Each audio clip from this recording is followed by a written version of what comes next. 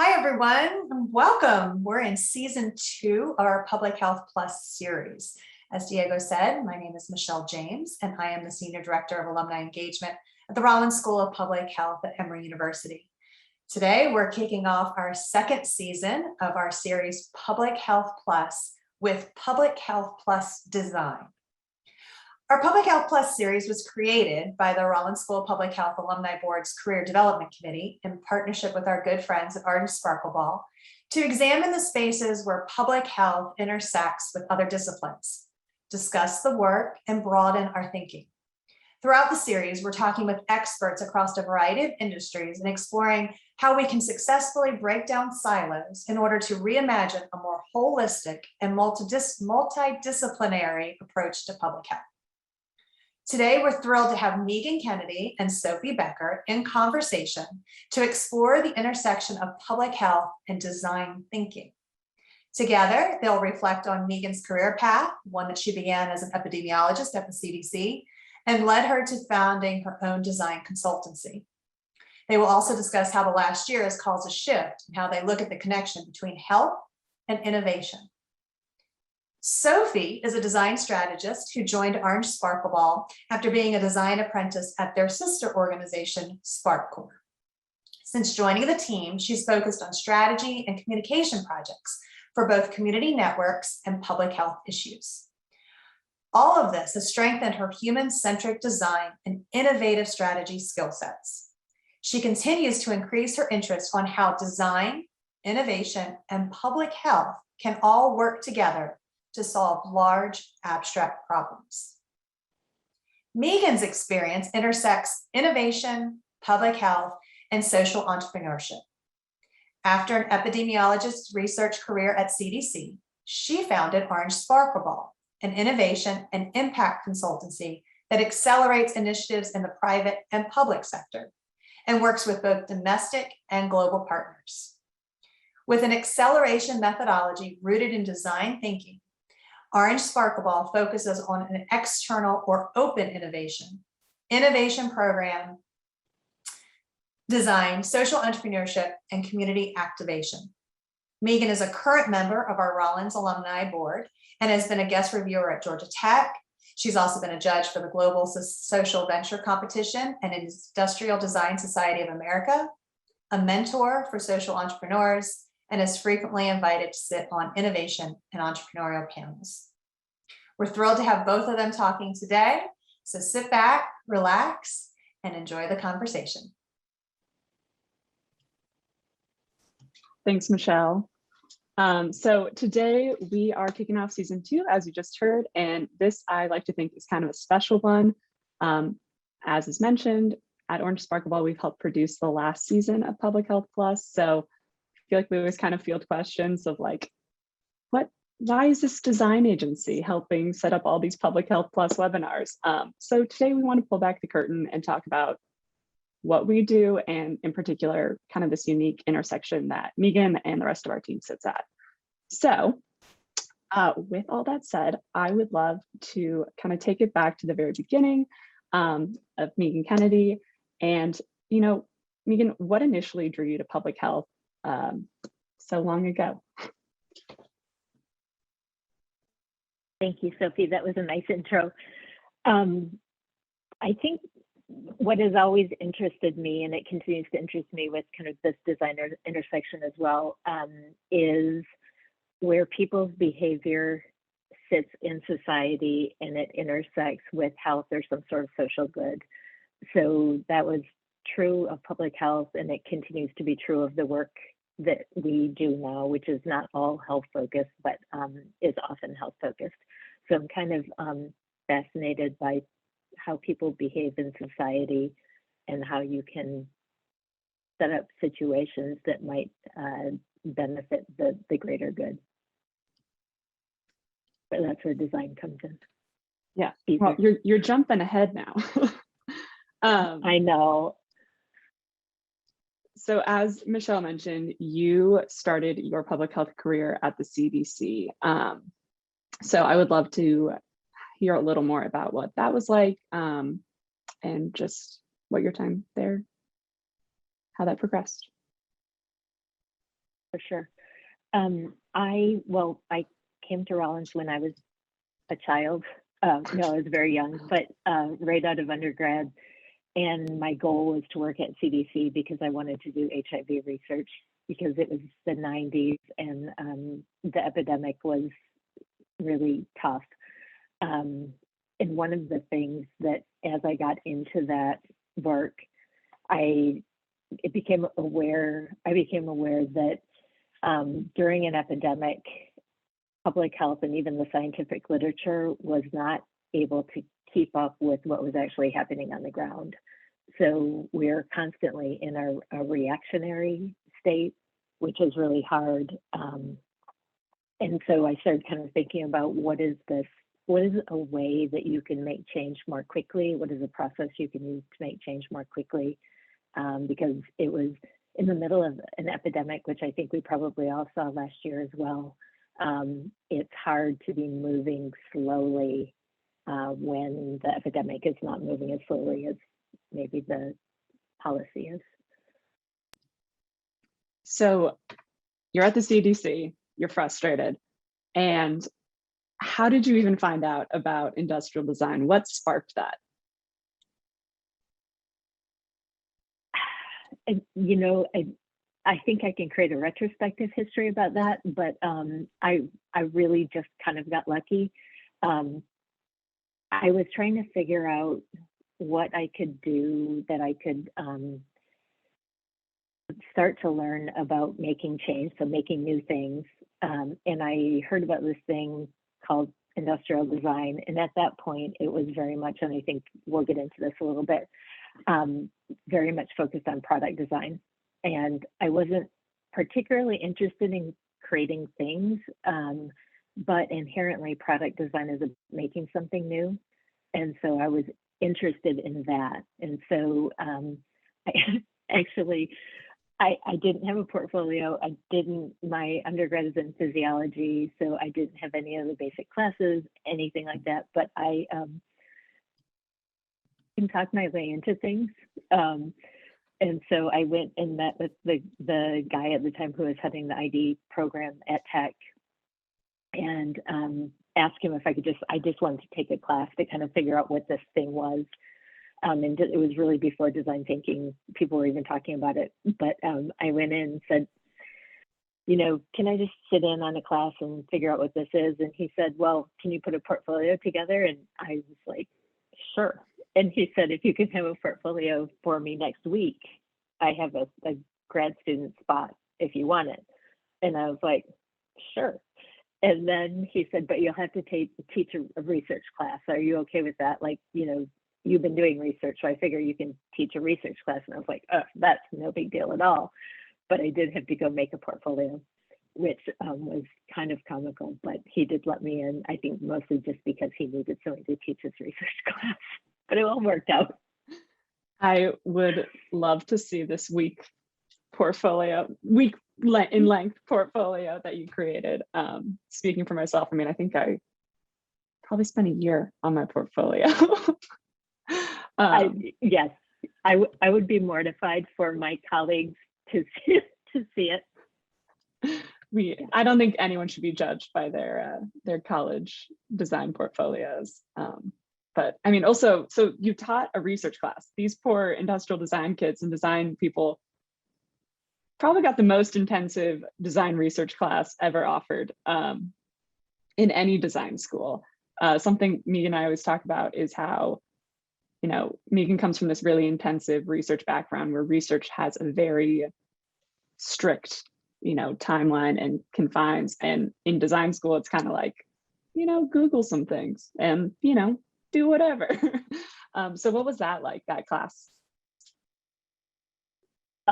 It is true. I think I was teaching seniors and undergrad, and there were some grad students in the class as well. And I think I was just very confusing because I was on the one hand in like the freshman level basic design classes. I was like 29 or 30. So I was with 18-year-olds learning how to draw or polishing my drawing skills. And I was also making grad students design research projects and run them, and then do the data analysis and report back. And I think I was just confusing, which is probably consistent with my whole career.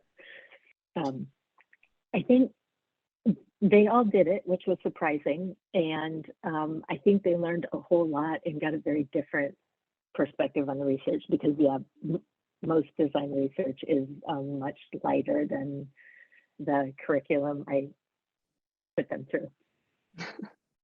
So speaking of being confusing, what was the attitude of all your public health colleagues and friends who, this is a very scientific world, and then here you are going to be what I'm sure everyone perceived as like an art kid?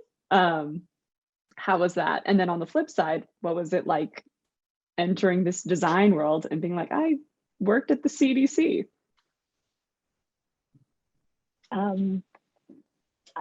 So a lot of my public health colleagues, I think, were intrigued, but I would say across the board, everyone was super confused. Like, why am I doing this? And a couple people felt like it was a real kind of, I don't know, like tossing away of my whole design career. Like they couldn't see any continuity in what I was doing. And so it was kind of a rejection of our kind of collective training. So that was hard. The ID people in general, industrial designers, are kind of more just like, we just want to solve a problem. We don't really care what your deal is, as long as you're into solving the problem. So that was kind of the more open crowd. So they just thought I was weird and fine, and they liked me fine, kind of thing. So that was a little bit of an easier entree, although it was really weird, like making a decision after I had been, running studies and speaking at conferences and all of that, to go sit in an undergrad class with 18-year-olds was really, like, that was not a light decision. And I had moments of thinking, this is really weird. Why am I doing this? And I thought, that's fun. Regardless of what happens, it's fun. So it'll be fine. That sounds. But yeah, it was the start of me being fine with, well, maybe not the start of a continuation of me being fine with putting myself in places where it was uncomfortable or I felt vulnerable, and kind of pushing into that rather than pulling away from it. Yeah, I was going to say that sounds incredibly humbling, but probably for your benefit, because something that, we always talk about is, as designers, kind of stepping back and, putting the project first and not your ego. And it's not about you, it's about what you're working towards creating and solving. So I think that probably gave you an advantage over everyone else. Well, and those of my colleagues who are on know that I am not the best designer at all. So it was doubly humbling for me to be sitting with, people that were more than 10 years younger than me, who were a whole lot more talented than I was. So that was also, I think, a really good thing for me to kind of, it helped me sort out very quickly, like, what was my skill set. Yeah. Especially speaking from my experience in design school, I feel like it kind of changes. Like when you enter freshman year, I feel like everyone was like, oh, the best designer is the person who can draw the best. And then like every year, your definition of like who the best designer is always kind of changes. And then at the end, you're kind of just like, we're all tired, who cares? Let's just go do our own things. Right. So you're in design school. Very sweet. Yes, you are a great designer. Yes, you are our fearless leader. But so speaking of, how did you found OSB? How did you become the leader? Well, I'm going to go back to the designer thing, because if you think of design from a kind of design thinking perspective, which is how do you make change, or how do you go through a process to develop? One of our colleagues, Lady Susanna, said something that I just love. You can focus on products, problems, or processes. And if you think of design that way, it's about kind of manipulating the environment or the conditions to make a better one of those P's. I think I'm pretty good at that. It for like a standard design skill set where, in to your point of, you know, when you're in initial design school, I don't have any of those skills that are very refined. Like everyone else is way better at that than I am. So I've had to, and to your question, fashion, and it's really where my interest was, so it worked well, but fashion, a career that was about the designing the kind of conditions rather than the what my partner would call craft, being like a really, really, really solid designer around the craft. So anyway, so to OSB, and this is one of the things that I fully believe in. It's one of my philosophies of life. As I was transitioning from CDC to tech, I was trying to figure out, you know, one, I didn't have a job, so I didn't have any money other than my grad teaching assistantship, which wasn't very much money. But so I just started saying yes to any freelance opportunity, like literally anything that was in my skill set or maybe out here from my skill set, I said yes to. And that ended up actually being great because it put me in a place where I was never fully confident in what I was doing. So I was always like, I was kind of teaching myself to be okay with not knowing how this was going to turn out, being uncomfortable, having that anxiety about, am I going to be able to do it? And I did that for a couple of years. So like every moment of my work life I wasn't quite sure whether I was going to be able to pull it off. And I think, like, I don't know, I'll turn this on you. Do you see any parallels at all to what we do now in kind of that approach? I think so. Yeah, I think we have an approach and a way that we tackle problems, and I think we have acknowledged that we can apply it to anything. So maybe the problem that we're trying to solve, we've never even realized is a thing before. But that isn't what scares us, because we don't consider ourselves subject matter experts. We consider ourselves like generalists, and we trust our tools, and that is how we can solve for that. So I do see that parallel. Yes, and I'm going to answer Isabel's question here because it's kind of, I think, where you're going to go as well. Isabel, I would love to say, so there's a sort of feeling like the lore around entrepreneurship is that you see an unmet need and you kind of lean into it, and you're very deliberate in designing kind of what your solution to the unmet need is, which is a company if you're an entrepreneur. I would love to say that was what happened, but really what happened was, as I was saying that I just started saying yes to things, I said yes to this gigantic project that I needed to hire a bunch of people to make sure I could get done.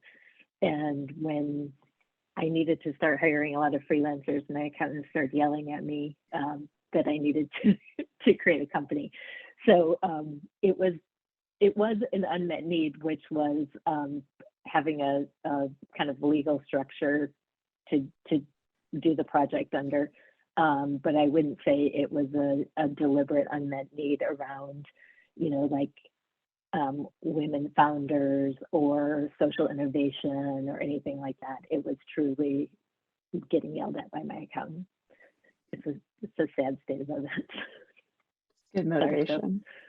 No, and I think that segues something I was planning on asking in a little bit, but I think as OSB has progressed, you have kind of found that niche and honed in on it and met that gap of, you know, design thinking, consulting, innovation, and like public health, and looking at these social impact issues. The chat. So I think you should just unmute yourself, and everyone should just ask, because it's lovely, Janavia. That makes me happy. Sophie, I do think, to your question, as as I was kind of getting my understanding, because it's easy in retrospect to have a whole history of the threads through all of this, but in the moment, it's not quite as easy to be that self-aware or that deliberate in your decision making. But I would say, at least in the last 7 or 8 years, I've been much more deliberate about leaning into where I did see the gap. And so, Isabel, I'm a bit of a late bloomer, I would say, and have been much more deliberate about bringing together the kind of social good or change with the tool set, and being very much more rigorous about kind of as a company pushing into that. And I also have, my teammates are all very passionate about kind of somewhere in that area, some section of that, and we're all kind of pushing in the same direction, which is lovely. So I think that's made us all be able to push in very effectively to, Sophie, to your point, to the sort of social entrepreneurship, change making area space. So I feel like we keep not hinting at it, but to just clear it all up, how would you simply describe what we do at OSB? Like, my favorite scenario, you're at a party, you meet a stranger, what do you do for a living? So anyone who's on who knows us, who wants to unmute and give their version of this, I welcome it. I say that we're an innovation accelerator. That's using language that's very, it's sort of speaking to the startup ecosystem a bit, and it's speaking somewhat to corporate, but now to social innovation as well too. What that means, accelerator just means move things forward. And my definition of innovation is change. So we just move new things forward. So we help people do new things is kind of what I say at a party, which then of course people are like, what does that mean? And then if I say design, then they're like, are you an interior designer? And then the conversation just kind of goes haywire. But yes, we help push something forward that people want to push forward, or we want to push forward. That's how I describe it. I don't know. How do you describe it? You probably go to more parties than I do. Oh, I mean, no, but I definitely get when I say, I try and introduce it as like, oh, I went to school for design. And then of course, yeah, people ask, oh, so you're a web designer? And I'm like, nope. And or interior designer, I get that a lot. If I go to someone's place for the first time, they're like, oh, don't look at the design of my house. I'm like, oh, I don't do that. I usually try and say it as, I went to school for design, and I went to school to make essentially consumer goods, but I don't do that. I took the processes I learned at school and apply it to like kind of the 3 Ps as Lady's point. Sometimes it's a product, but more often than not, it's a process or kind of an abstract problem that we are trying to iterate on and design and solve for, which I think people just get confused and eventually go, oh, okay, cool, and then move on. A lot of fun at parties. So I'd be curious to all that, how would you say that our work, or your work in particular, has evolved over the last year with COVID? I think we've seen it kind of change everything across industries. So how has it done that at our company? It was really interesting. So Sophie and I did prep a little bit for this conversation. Janavi, I think you should just like, actually you can just come with me to parties, because it's very sweet what you're saying. And I'm gonna ask you to come on camera and describe kind of your experience with what we do. I will answer Sophie's question first. So as we were reflecting on this, I think one of the things that happened with the pandemic, and this is not surprising, is some of our work slowed down. Oddly enough, initially it was some of our public health work, which I was a little surprised by, but because some of it slowed down, and typically the work that slowed down was work I would consider a little bit more transactional, so more kind of standard, what you think of as design. So can you help design a installation for something at a space, or a presentation, a pitch deck for something, without much of the strategy piece or the co-creation piece in it.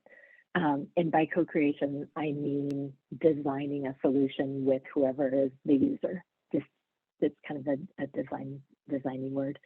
But back to your question, the thing, as I was reflecting on it, the thing that was nice about that is our strategic work kept going. So we basically had kind of free headspace, which one of the things that when you're a small service company, it's often you use a lot of brain power working other people's whatever problems they've brought to you, and it's very hard to carve out brain power and kind of thinking time to think about your own thought leadership, body of work, whatever that is. So it's almost like the pandemic gave us like a little bit of a sabbatical time for us to really, I think, hone our thought leadership and process, make it a little bit more rigorous. We're still obviously working on it, and with us, everything is iterative, so we'll keep refining it. There's no there. But the thing that I was grateful in the pandemic was we actually got some thinking time. And so we got to kind of, I wouldn't say reinvent, but almost reinvent our public facing selves rather than the work we were doing. Yeah, it's very interesting. For those of you who don't know, I joined the team during the pandemic. So sometimes I get questions about like pre-pandemic times, and I'm like, I don't know, this is how it's always been at OSB since I've been here. So it's been great.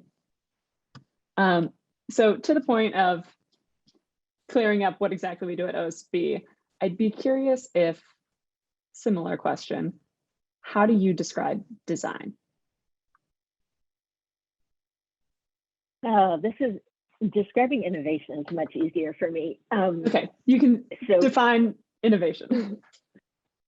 No, as I was dog walking this morning, I was trying to be rigorous with myself. I probably have a little bit of a controversial definition of design, but I remember I have a dear friend who is also a client, and when I was first getting to know him, I was sitting down, we were working on something, and I said, well, we just really need to manipulate this. And he said, well, manipulate, I don't really want to get involved in manipulation. It's just a bad thing. And I said, manipulation is not a bad word at all. And he said, what are you talking about? And I said, well, if you think about a product, a knife, for instance, there are certain cues that we deliberately put on the product to tell people where to pick it up. Because if they pick it up by the blade, it will hurt them. They pick it up by the handle, that's safe and they're not going to hurt themselves.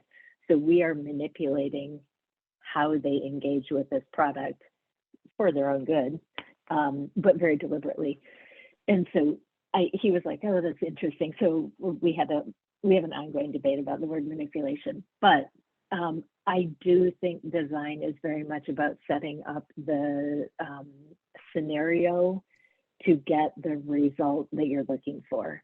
So you can call that manipulation, you can call that being deliberate. But when people talk like in visual design, they talk about the hierarchy, setting up information hierarchy. So where do you want their eyes to go? Where do you want their eyes to go next? So this is the most important information, this is the secondary information, and then this is the kind of nice to have, the tertiary information.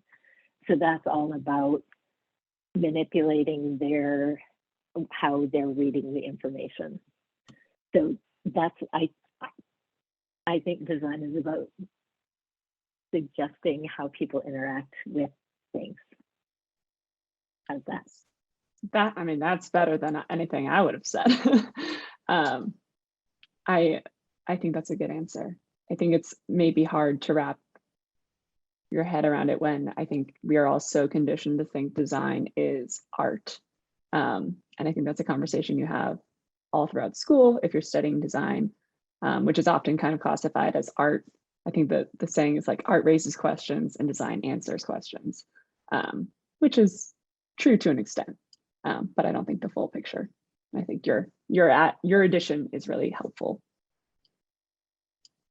So Sophie, I have a question for you as, Oh my gosh. so sorry, we did not rehearse this, but coming out of an industrial design program, so there are a couple programs that we recruit heavily from because the way the program is set up is basically 4 years of training in cognitive flexibility, which is basically just trying something, and if that doesn't work, trying something adjacent. So not being kind of stuck at this is one solution. And Rochester Institute of Technology is one of the places where you went. Georgia Tech is another one where like Diego and I went. But when you were coming out and you really courted us, which was amazing, what was it that you were looking for that you thought we had? And then I guess, did we have it? Have you been able to do it? Because I think somewhere in there is truly the benefit of design to any sort of greater good or, you know, public health. That intersection that you were looking for, I think, is like the golden sweet spot that this conversation is about. No pressure. Let me see if I can articulate this and give it any justice. But when I was in school, my senior year, I went through a little bit of, to put it lightly, an existential crisis around, I had gone to school for 4 years to make essentially consumer goods. That is kind of what you are trained. Industrial design is a really new career, and it came about with kind of industrialization and mass producing products that previously had been made by craftsmen. So I learned a lot about injection molding. And senior year, I was like, I don't think this is what I want to do, for a variety of reasons. But I was getting, sometimes I was getting very frustrated with this approach, which I think we are all guilty of trying to tackle huge issues with like a product. I was seeing that a lot, and it felt like a Band-Aid solution to a lot of issues, and was leaving me just kind of frustrated and confused. And I stumbled upon actually an alumni who previously worked at OSB. And I called her and I was kind of just trying to put into words what I wanted to do with my life. I was like, I know these tools are valuable. Like, I know this process has power to it. Because you do talk about that a lot of like, oh, design has all this power to change the world. And like, we can do all these great things, but often it's like, okay, and then here's a shoe. And you're like, wait, how did that solve anything? So I was trying to put it all into words, and she was like, oh no, this is a thing. Like, this is what I do.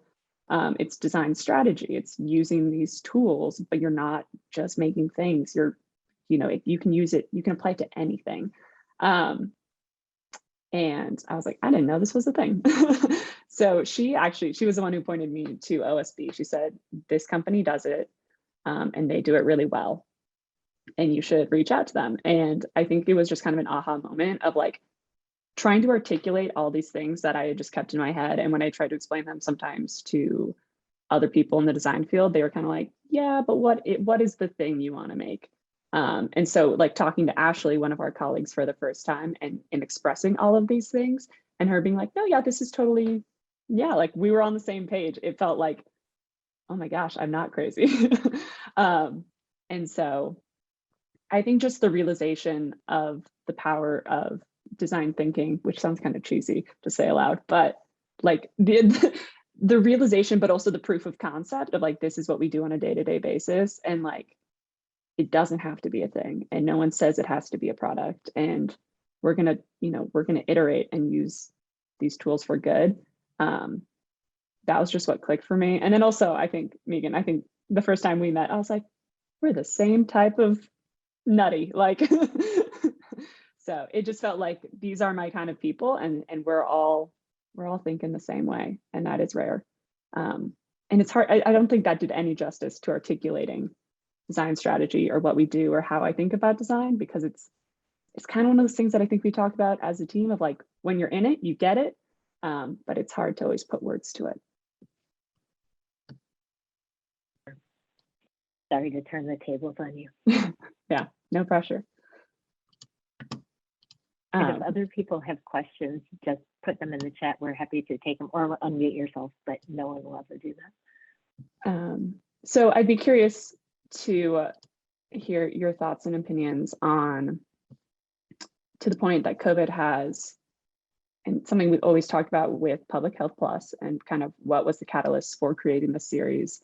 The pandemic showed us a lot of cracks in systems and a lot of silos between industries. So I'd be curious your thoughts on public health, how obviously there have been some cracks exposed in the last year, but also with that industrial design, and if you think there's any opportunity for kind of the design industry and the health industry, how they could interact in the future and what they could learn from each other.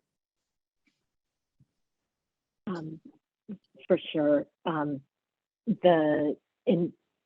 Anyone who wants to comment on this, there are several people on this who I know are experts in this area, and I would welcome any comments.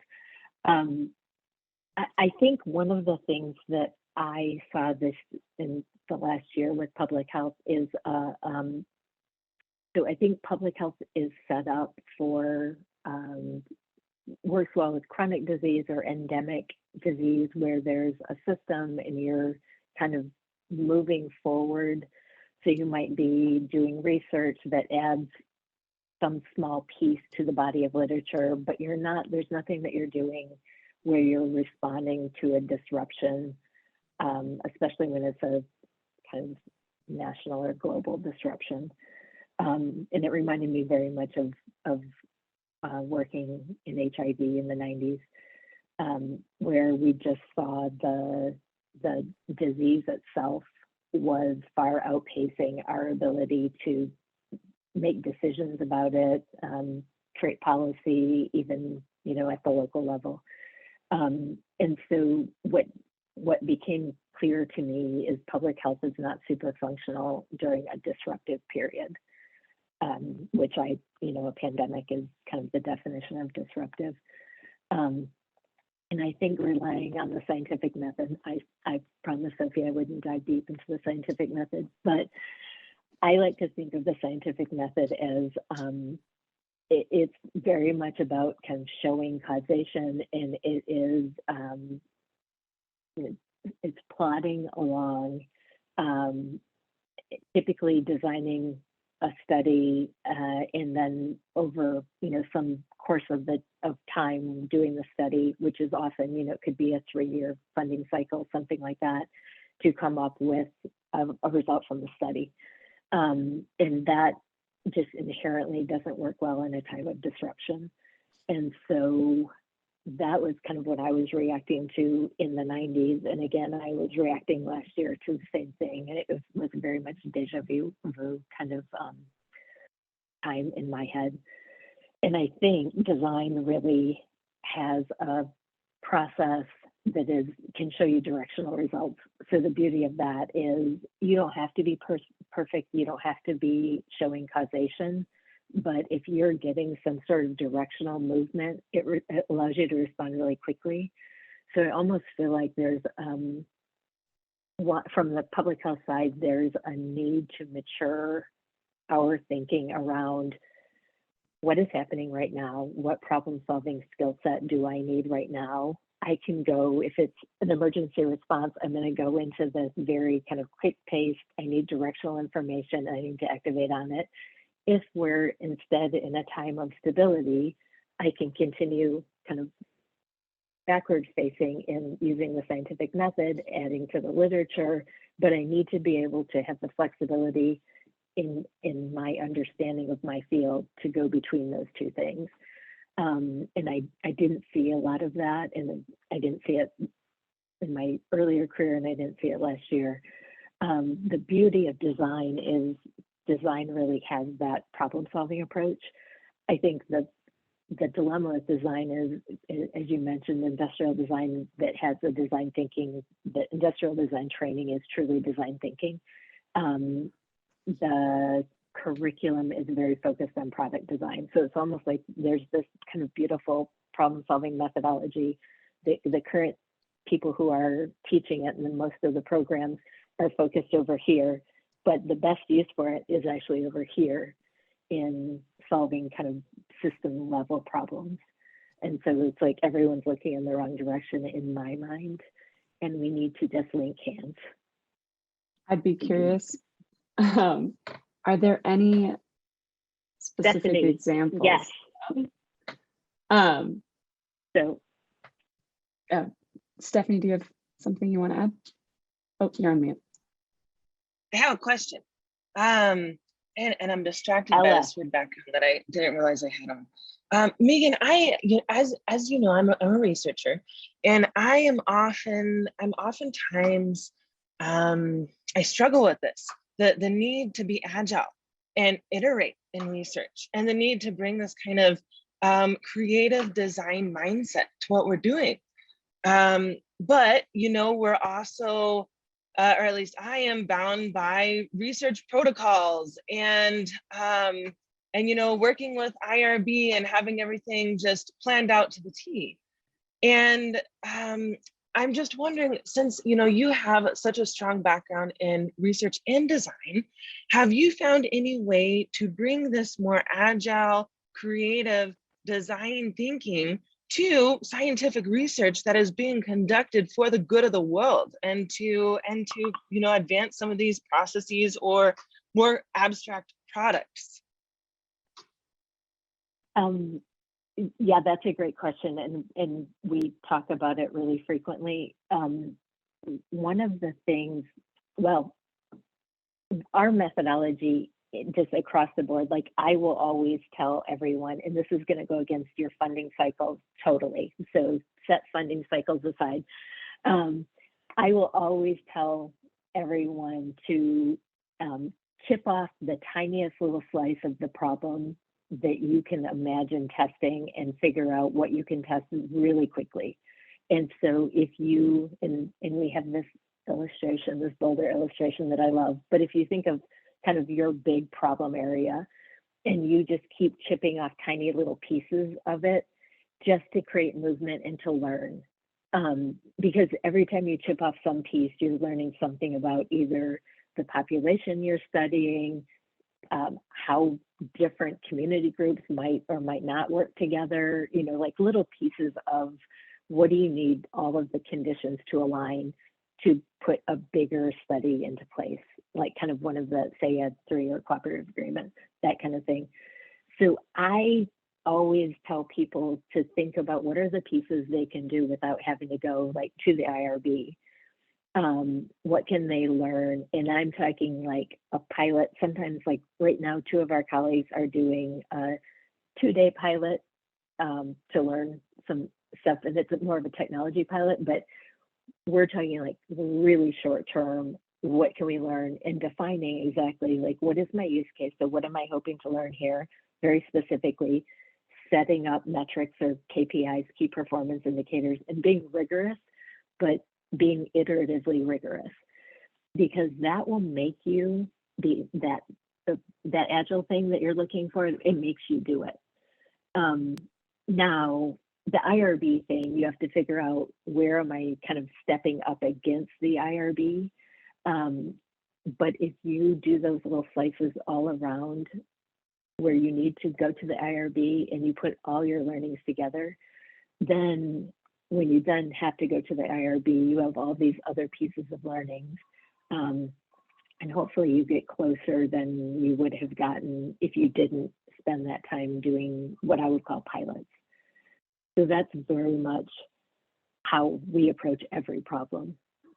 And the other thing is, if one of the things that I saw fail when I was at CDC, because we were working with a lot of community groups, and we had one protocol that it was very hard to get different groups to implement in the same way. So if you do these small pilots and you start including some of the community groups in them, it's a consensus building exercise as well. So you're teaching them to work together before they have to be all using the same protocol. So it works for that as well. I love that. Thank you, Meaghan. I really appreciate that advice. Awesome.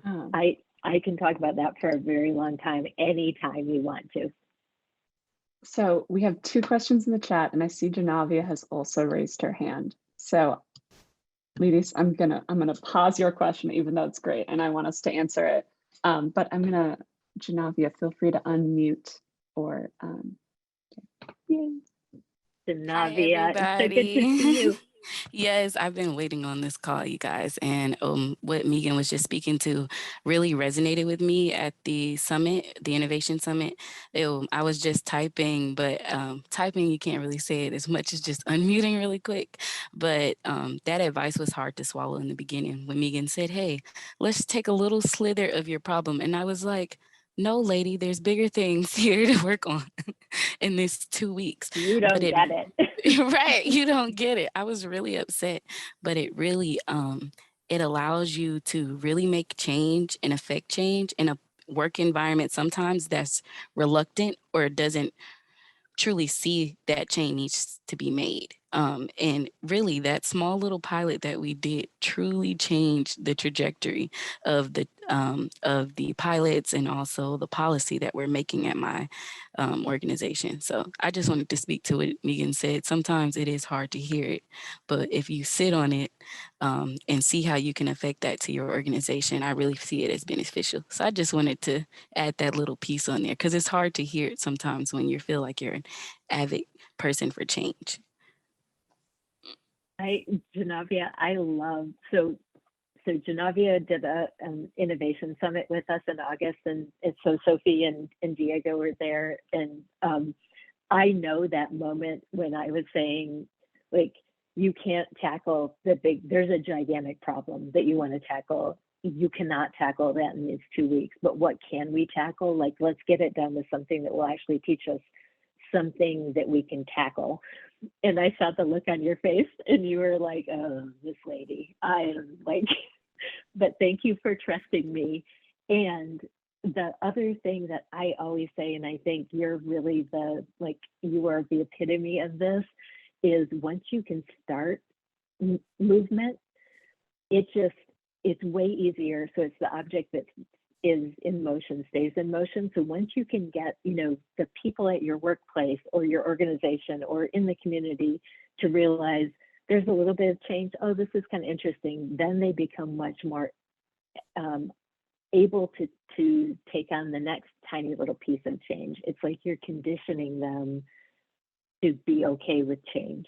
And I think like you're like blazing at this point. I can't even keep up with all the change you're making.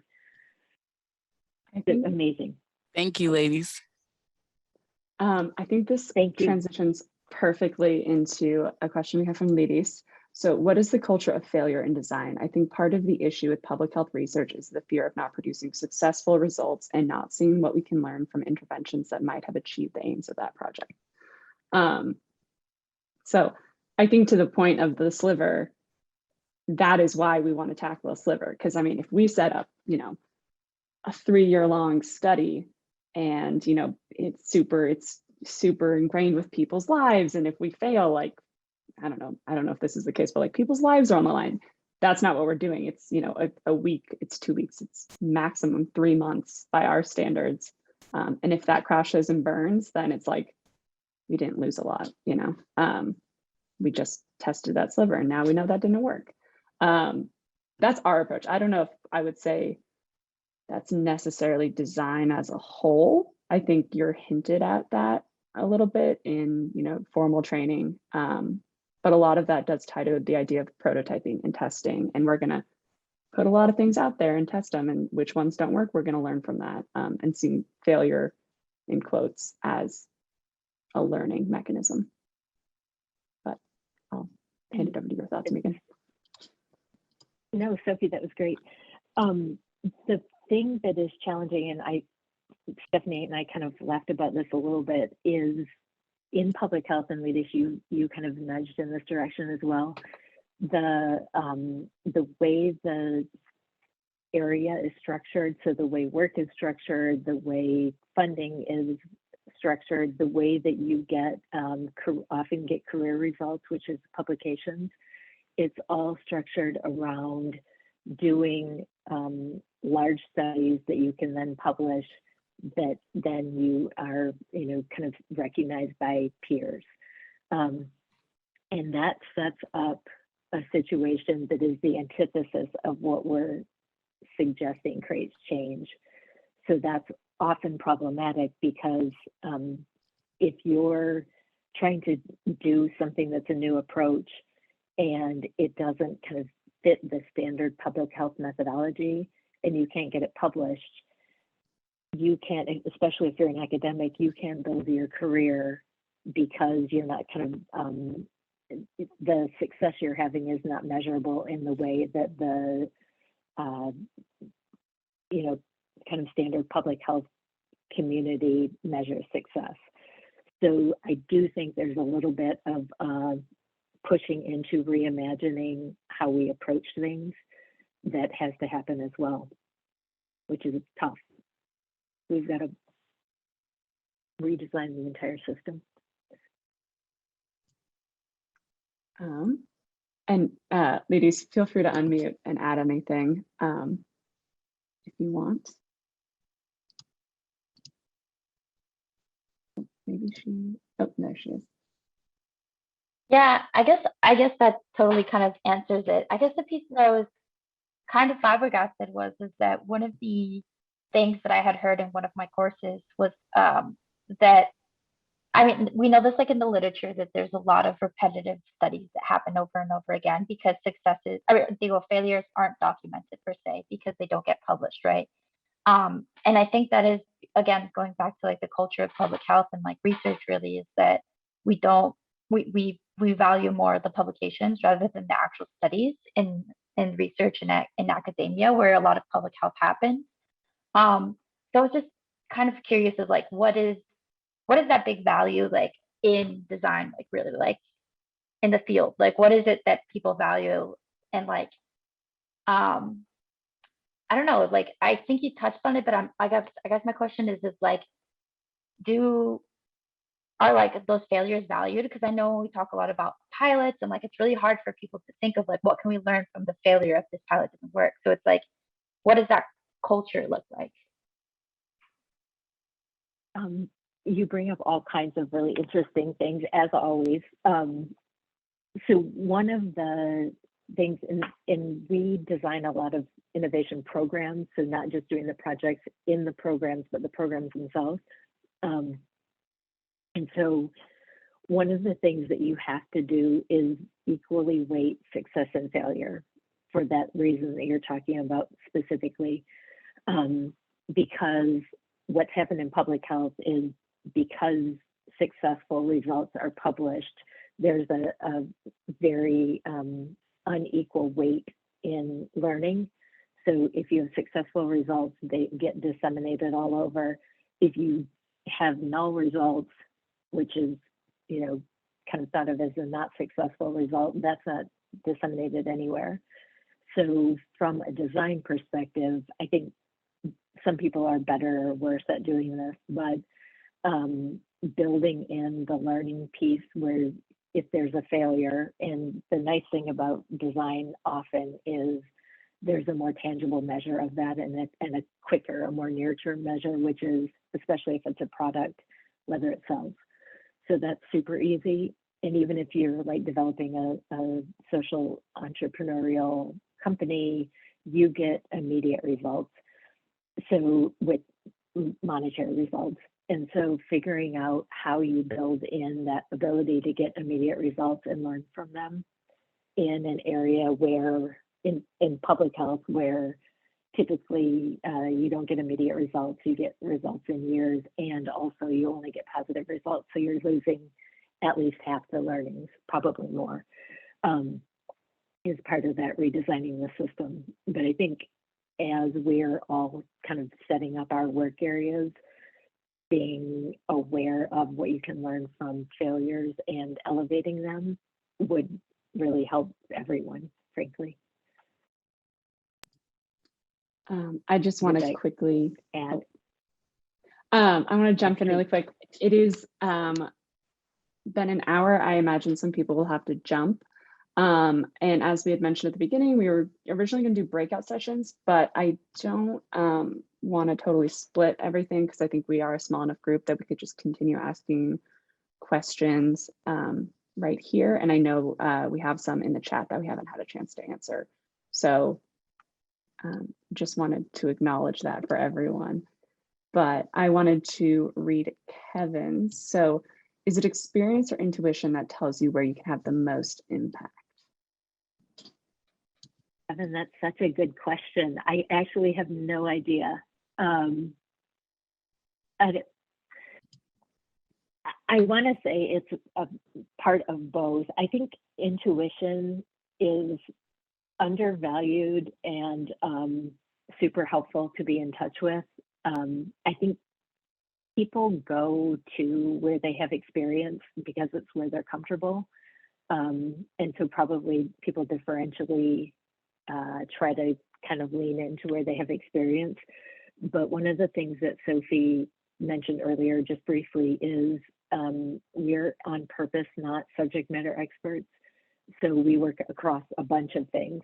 So for instance, I don't know a lot about maternal health issues.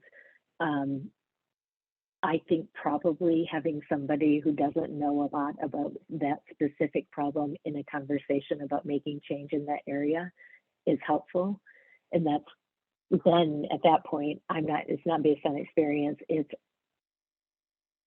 having a little bit of an understanding of where there are power levers and systems, but really working on a lot of gut as well. I love that question. I didn't answer it well, I'm sorry. So if you do have other things to add to that.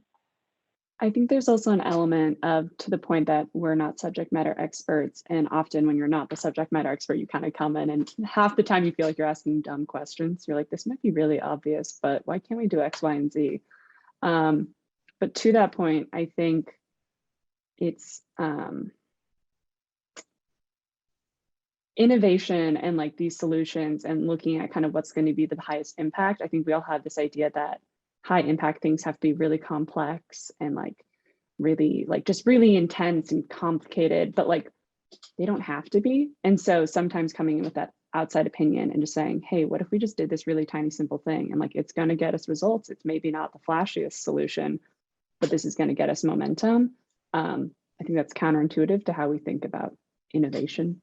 But that's really, that follow through is what innovation is. And that little bit of progress to drive you forward is more valuable than some complex solution that can't ever fully be implemented and realized.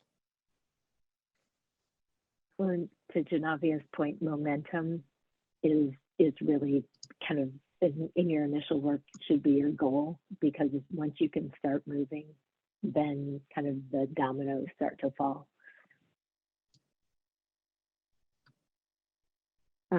Yeah, and I mean, but also, I agree with you.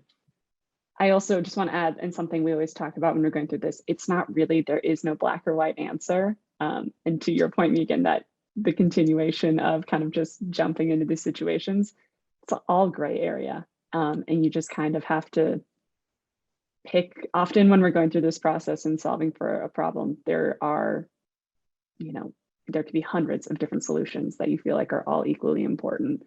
And it's kind of just eventually like, you have to pick one and figure out what's going to give you that first impactful starting point. And, you know, there's no right or wrong answer, and being comfortable with that knowledge and that gray area is important.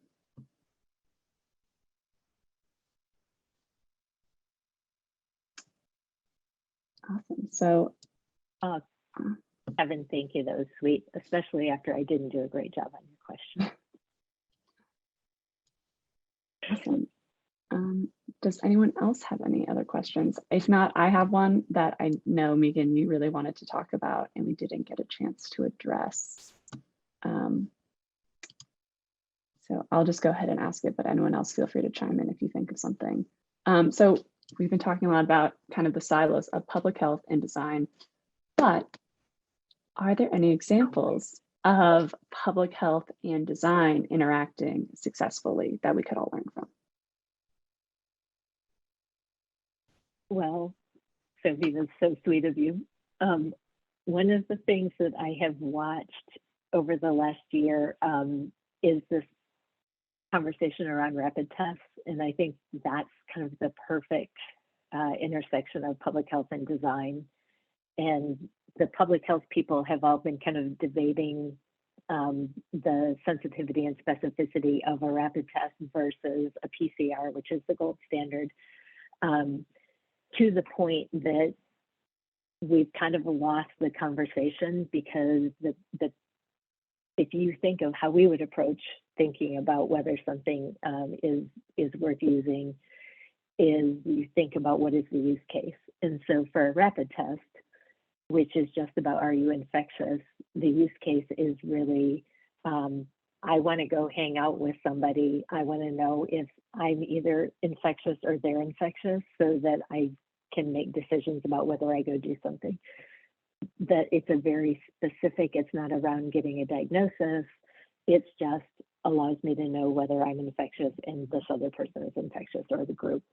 And I think as I've been kind of watching that as somebody who has design training and also a public health background, so I'm understanding kind of this, what I would consider an academic debate about the efficacy of the test.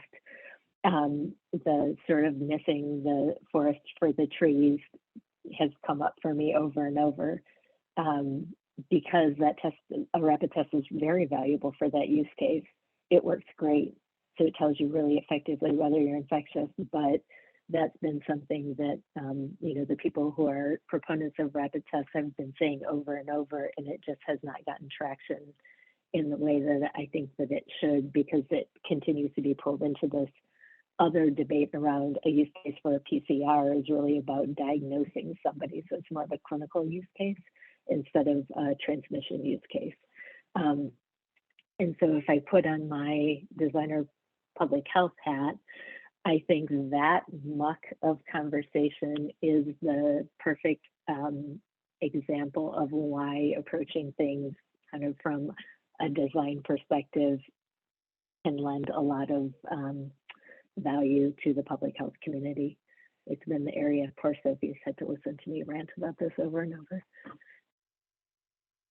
Very passionate about it. So I do acknowledge there's only 9 of us left, and it looks like it's all kind of friends of OSB.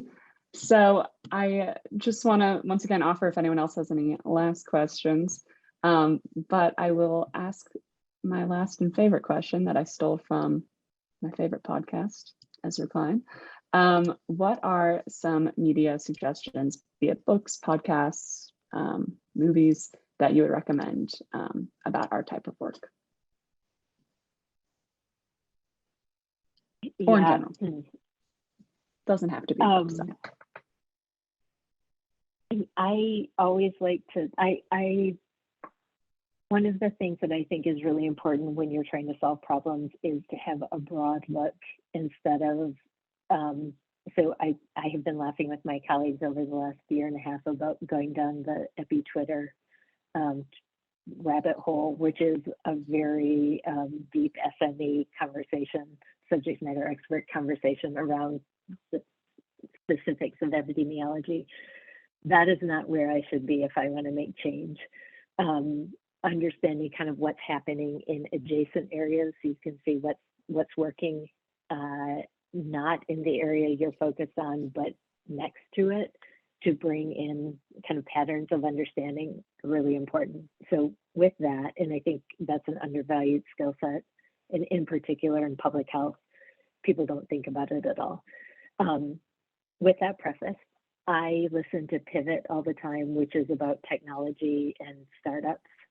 So really understanding kind of what's happening, what are the policy implications, the legal implications, the cultural implications, all of that kind of paints a really interesting picture of kind of our times. I also really like this newsletter called Patent Drop for the same reason. So what patents are being filed? And so thinking about, okay, companies are filing these patents because this is the way that they're seeing the progression of X or Y, I think is really important. Again, those things are they're not design related, they're not public health related necessarily, but it's amazing how much you can pull out information that you've learned in very divergent places. I also lately have been listening to the Detroit City of Design podcast.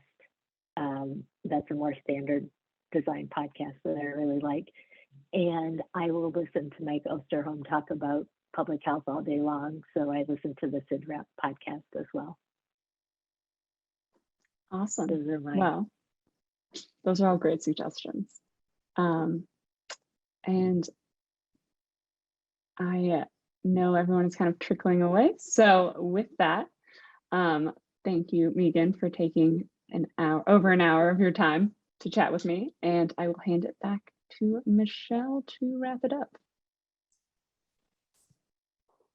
Thanks, Sophie. Thanks, Meaghan. I just want to thank each of you for joining us today, and especially Meaghan and Sophie for not only sharing their time and knowledge with us, but for all the work they've put into creating this fantastic series. I'd also like to thank Diego and Nick at Orange Sparkleball for their continued partnership and support of this series. We'd love your feedback on today's session, so please take a minute to share your thoughts via the survey. I think Diego is going to post that in the chat. And then lastly, I do want to let you know about our next session. It will be on November 16th, and we'll focus on food systems. We've got some great speakers lined up. So I hope that you'll mark your calendar, spread the word, and come back to see us again next month. We'll have a full calendar up for you shortly. We do try to do this series once a month. So stay tuned for more information and ways that you can join us. Thanks again, Meaghan and Sophie, and we'll see you next time. Thank you. Thank you.